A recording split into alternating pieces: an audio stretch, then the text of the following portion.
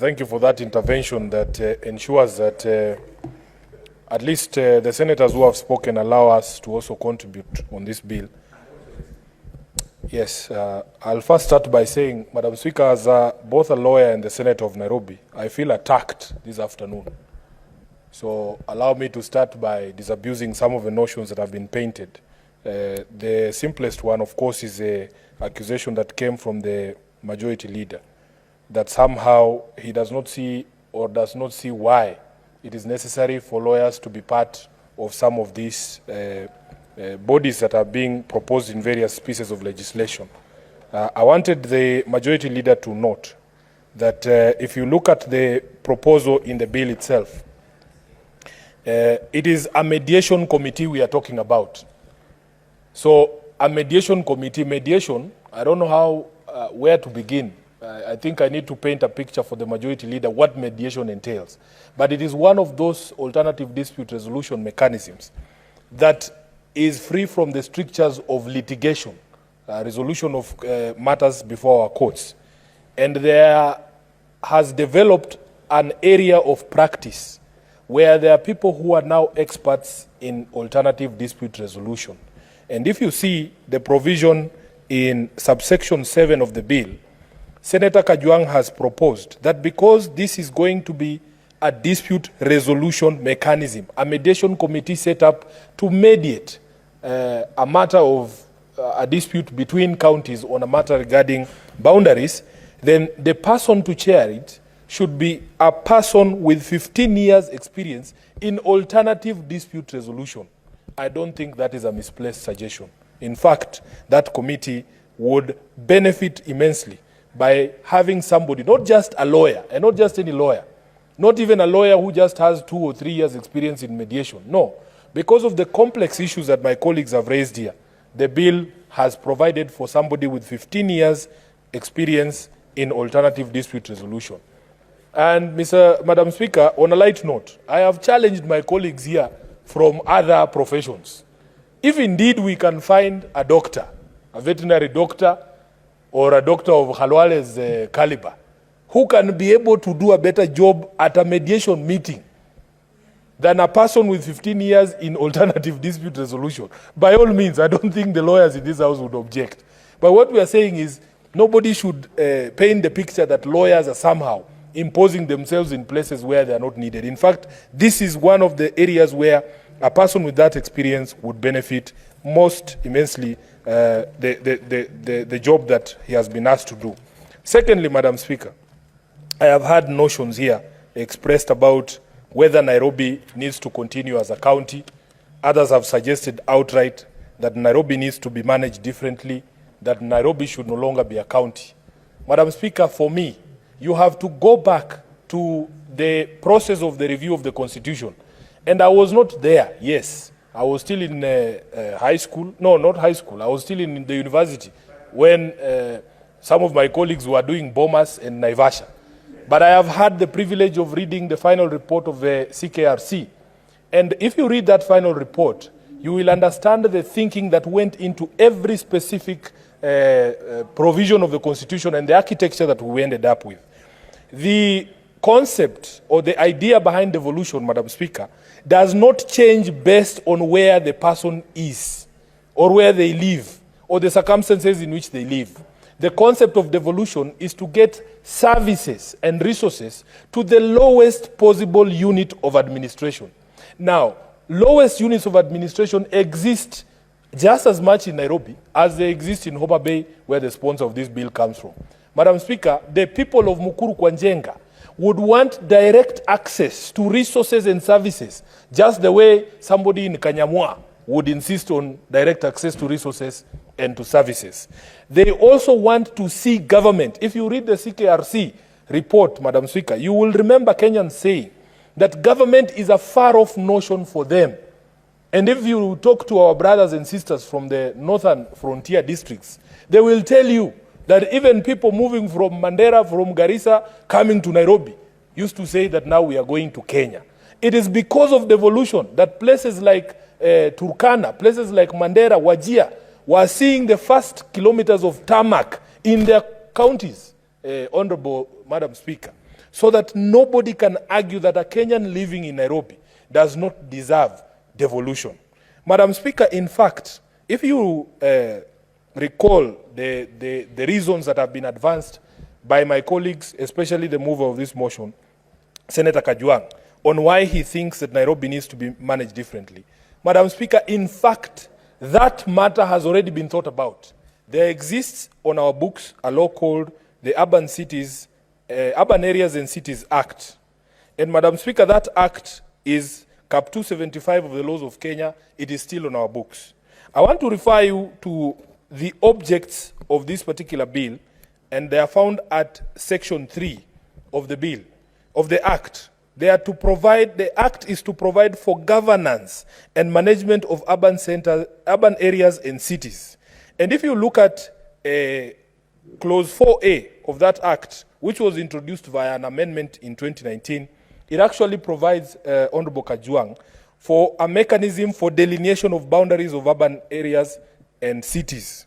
If you go further, Madam Speaker, to Section 6 of that Act, it provides for management that there has to be a way to deal with management and infrastructure in the capital city, and that they shall be managed in the same manner as county governments.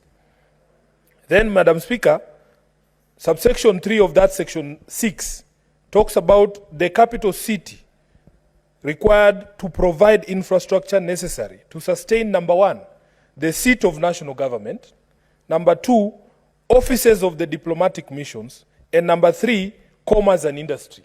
So that, Senator Kajwang, all these factors, the uniqueness of Nairobi, is something that has already been anticipated and thought about. And there exists a law to provide a mechanism for collaboration between the national government and the county government of Nairobi for us to be able to manage the unique issues that exist in Nairobi that don't exist in Homa Bay town. I am sure there is no diplomatic posting in Homa Bay. So, Madam Speaker, the problem has been that if you look at subsection 6, subsection 5 of the Urban Areas and Cities Act, there is a requirement for national government and the county government to enter into an agreement regarding the performance of the functions and delivery of services by the capital city. And this is where we are stuck. Because the national government has repeatedly failed to come through on its responsibilities to ensure that Nairobi City County, as the capital city, the seat of government, and the host of diplomatic missions, is able to undertake these particular functions. And it is compounded, Madam Speaker, by the fact that national government institutions, including Parliament, have refused to pay rates to the county government of Nairobi. As we speak today, national government institutions owe Nairobi City County over 100 billion Kenya shillings in unpaid rates. All these institutions that we host here, it would be very easy for us to be able to provide these services, Madam Speaker, to make sure that you enjoy the sort of infrastructure you want to enjoy in the city county, if the national government did its bit. Do you know, Madam Speaker, that Nairobi City County has an outstanding pending bill of electricity owed to Kenya Power and Lighting Company, equivalent to the equitable share of Lamu County, 2 billion shillings, as we speak today. And it is because, again, Senator Khalwale comes from Kakamega. When he tells his people he's going to Nairobi, there's a certain expectation of the sort of life he's going to lead in Nairobi. He's not going to drive on dark roads as if he's driving to Musanda. No. He wants to drive from his home in Karen to here in the Senate, while the road he's driving on is properly lit. So these unique needs of the county of Nairobi should not make people start telling us that somehow the people of Nairobi do not deserve devolution. I was sitting somewhere at a hotel here in Nairobi in February of 2020, and a breaking news item came on the news, Madam Speaker, that the then Governor Sonko was actually at statehouse signing a deed of transfer of functions of the county government to the national government. I was in shock. I couldn't believe it. In fact, Madam Speaker, it is the one time that I've been caught flat-footed about the possibility of such things happening under sanction of our constitution. I didn't know that it could be done. I was in shock. Madam Speaker, 2 months later, Governor Sonko was saying he signed that thing under duress. In April of 2020, he told us that he was signing it under duress. And it was a dark time for those of us who believe in devolution, because the question is still out there. Those of us who are of the opinion that Nairobi needs to be managed differently, Madam Speaker, has the NMS done any better? As we speak today, over 20 billion shillings outstanding still as pending bills. They hired people the same way that the county government does. Madam Speaker, there were very serious questions as to whether the NMS was following procurement procedures in some of the works that you saw being done at lightning speed, because they were not as hamstrung by the same rules of procurement that the county government was hamstrung. We have a problem with leadership in Nairobi. And as I have explained to you, even in 2020, part of the problem was the then leadership. Madam Speaker, I think I've dwelt enough on this particular subject, so that allow me to deal with the substance of this bill. But I beg my colleagues not to look at Nairobi as a problem, as a county that needs to be managed by a manager. No, the people of Nairobi have suffrage. They deserve services being devolved to the lowest possible level. They deserve to see members of county assembly, people they can ask about the road passing outside their house. They deserve to be able to ask the governor why the garbage at Umoja Inako has not been collected since September. Who will they ask, Honorable Khalwale, when you tell us that there is this manager who's going to come? And the experience of the NMS was that the manager for Nairobi City County was holed up at State House, an institution you know some of us in the opposition cannot be allowed to visit. So, Madam Speaker, for me, I want to be able to see the governor, the person responsible for my resources. I want to be able to see the MCA, and so on and so forth. And I want this House to know that those problems of employment, overemployment, and spending the bulk of the money on personal emoluments and salaries are also present in Nairobi. If you speak to the finance officer in Nairobi, she will tell you that the exchequer amount that comes to Nairobi every month is equivalent to the salary that goes out. So very little in terms of revenue excesses for development is left. But Nairobi has potential to collect so much in terms of on-source revenue. And Madam Speaker, the problem is that we have not been able to see loopholes. As we speak right now in the County Assembly of Nairobi, there's a very serious inquiry into the revenue streams, whether we are collecting, whether we are managing our own revenue management system. When my governor appeared before the committee that is led very ably by the Senator of Homa Bay, he told us that the servers running the revenue collecting system were at City Hall, that he can see them. Madam Speaker, Senator Kajwang will be shocked to learn today that in fact those servers, nobody knows where they are. Nobody knows where they are. The MCAs have tried to ask questions. The governor is dodgy, and nobody can show you. If we go to City Hall, which is just walking distance from here, you will not see those servers. So, Madam Speaker, allow me to say that the object of the bill sponsored by Senator Kajwang has nothing to do with the arguments of the viability of counties. In fact, that is a discussion that was had a long time ago. I remember the final Bomas draft, Madam Speaker, had proposed 14 counties. How that was decimated, and we ended up with units that everybody says are not viable, is a matter for history and a matter that can be corrected through proposals such as the ones that Senator Khalwale is making. But, Madam Speaker, I am happy because Senator Kajwang has thought about a matter that precedes the kicking in of Article 188. Because Article 188 only talks about alteration of the boundaries.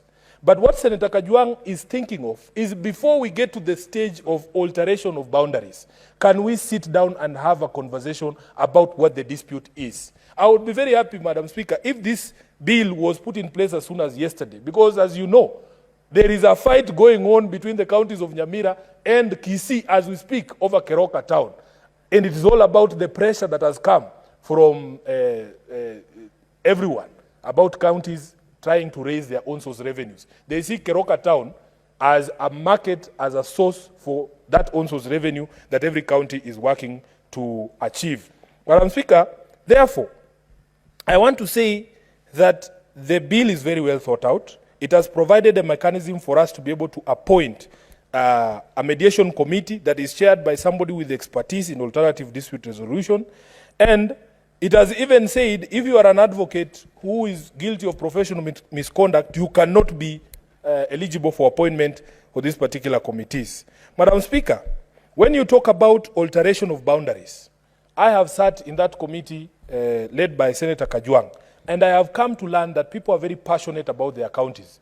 In fact, Senator Khalwale, if we were doing this meeting in Mashinani, Senate Mashinani, you would not have left that county where we were doing that Senate Mashinani if those sentiments were made on the floor. If you go to Nyamira and you tell the people of Nyamira that they should be governed from Kisi, they will lynch you. If you try and convince the people of Homa Bay that probably if you are together with Migori and Kisumu and Siaya, you can be able to do better and bigger, Madam Speaker, you would be lynched, because there was a misconception at the beginning of devolution that counties belong to certain people, certain tribes. I will not shy away from saying certain tribes. Madam Speaker, it is so bad that if you come from Bungoma, it is impossible for you to be employed in Kakamega. And we're all lawyers. They say, wewe uko na kwenu. That's a quotation. Don't say that I have offended the standing orders by going into another language. Madam Speaker, they will tell you from Bungoma, you also have a county. Why don't you go and apply there? So it has gotten so bad that, in fact, the discussion within some counties is for an even greater disintegration. Senator Khalwale would be aware of the agitation by the people from Sabaot in Mount Elgon in Bungoma for them to have their own county, or for the Tesos in Busia, or indeed in Migori, where what are they called? The Kuria, yes, are also agitating that they need their own county. For as long as that county exists to pay salaries to their children, many people are very content. And I've challenged senators, I've asked them, if you sat your county people down and told them, we have 2 billion shillings here, should we do a road, or everybody lines up and gets something to eat today? What do you think the people will say? Correct, because the appreciation of devolution was misconceived at some point to mean this is ours. For as long as we are eating it, it is Bukusu's eating Bungoma, it is the people of Kakamega eating Kakamega, then there is no problem.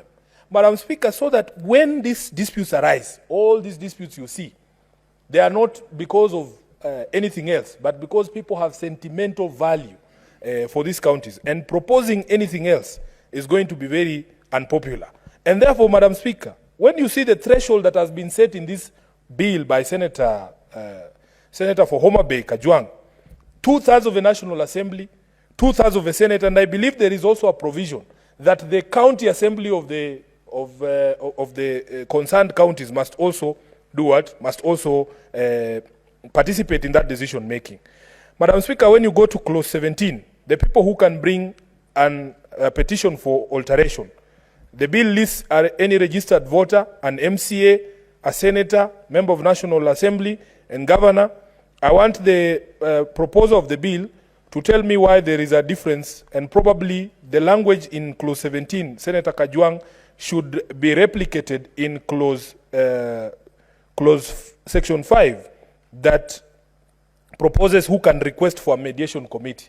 Because once you leave out the members of the National Assembly under clause 5 or section 5, they might feel left out. So I would propose that the bill, if it allows for people who can petition to include senators, MCAs, and members of National Assembly, then, Madam Speaker, it should be reflected also under the requirements for the people, or the qualifications, or the people who can ask for a mediation committee. It also asks that the petition for alteration must be supported by 15% of registered voters. These thresholds are reflected in other legislation. For instance, on dissolution of the county government, Madam Speaker, whenever there is a dispute between the county assembly and the governor that is irreconcilable. Then, Madam Speaker, on the mediation committee, I had spoken to Senator Kajwang on the language at subsection 6, because the bill as currently drafted, I just want to read it, Madam Speaker. It says that where a resolution has been made by the Senate